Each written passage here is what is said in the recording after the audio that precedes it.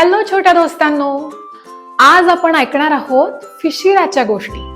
फिशिरा म्हणजे कोण? ही तुमची पाण्याखालची एक मासोळी मैत्रीण आहे. आणि फिशिराचे सुद्धा खूप छान छान मित्र आहेत बर का. कोण कोण?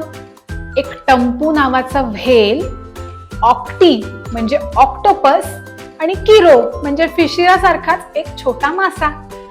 हे सगळे जण मिळून समुद्रात पाण्याखाली भरपूर मज्जा करतात, खेळतात, गमती जमती करतात आणि काही काही ऍडव्हेंचर सुद्धा करतात.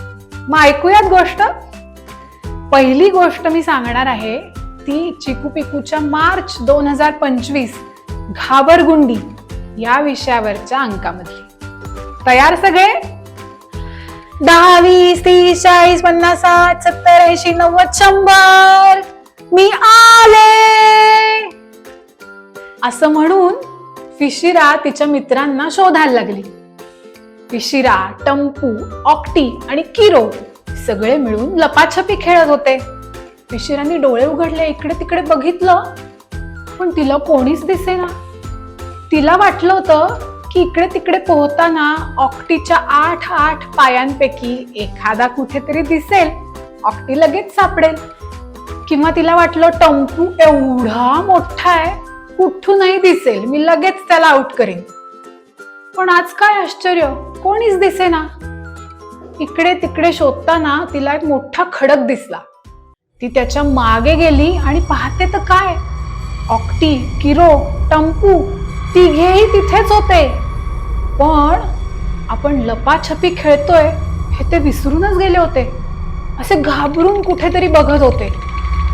तिने पलीकडे काय आहे बघितलं तेव्हा तिला दिसलं, त्यांच्या पलीकडे सळसळणारा, वळवळणारा, सापासारखा दिसणारा एक भयानक प्राणी होता. त्याची अशी रोखून बघणारी नजर, विचित्र तोंड खूपच भयंकर होतं. आणि त्याला बघूनच हे सगळे जण घाबरले होते, खेळायचं विसरूनच गेले होते. तो जो प्राणी आहे ना, तो त्याची शिकार शोधत होता.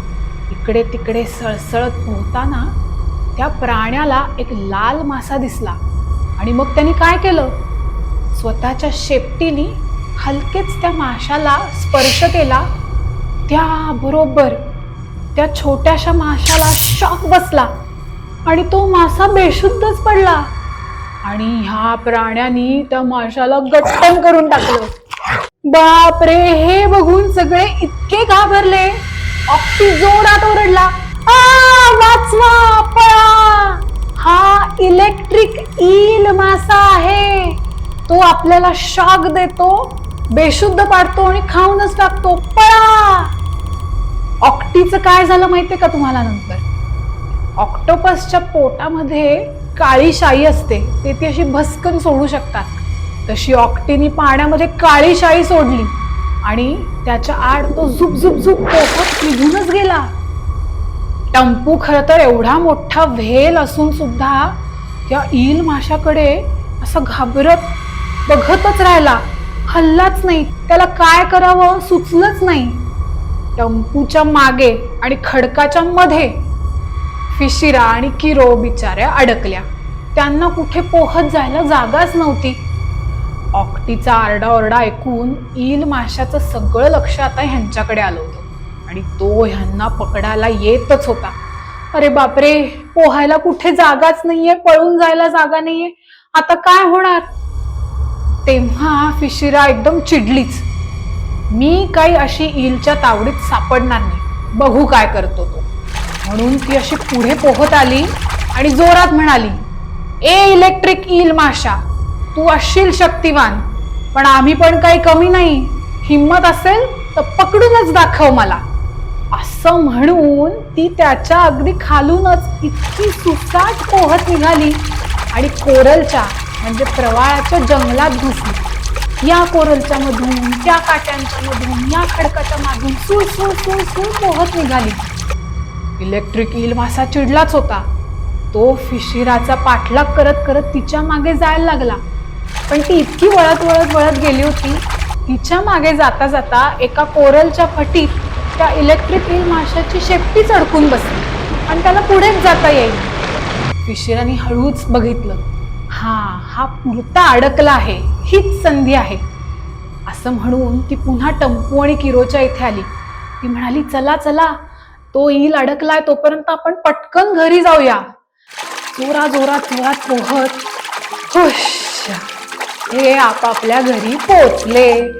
तिथे जाऊन बघतात तर काय, ऑक्टी आधीच येऊन थांबला होता.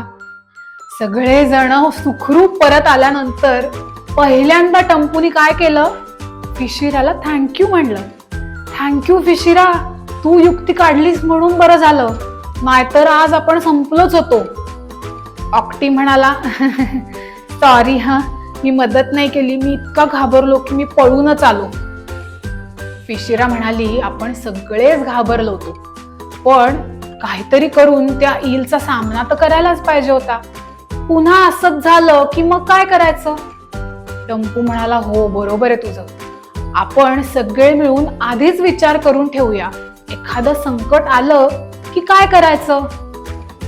किरो पण म्हणली, बरोबर आहे, पळून जायचं, त्याच्याशी सामना करायचा, लपायचं, काय काय करायचं, असे 2-3 प्लॅन आपल्याला नक्की करता येतील.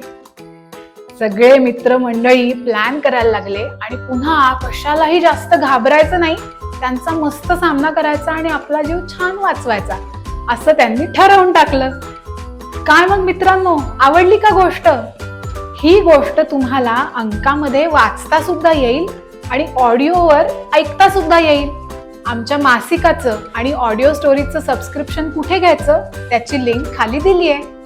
मित्रांनो, फिशिरा सारख्याच चिकू पिकूच्या इतर सुद्धा भरपूर कॅरेक्टर्सच्या गोष्टी आम्ही तुमच्यासाठी नेहमीच घेऊन येणार आहोत. तुम्हाला ह्या फिशिराच्या गोष्टी आवडल्या असतील, तुमच्या मित्रमैत्रिणींबरोबर हा व्हिडिओ नक्की शेअर करा आणि आमच्या चॅनलला लाईक करा, सबस्क्राईब करा आणि सगळ्यांशी शेअर करा.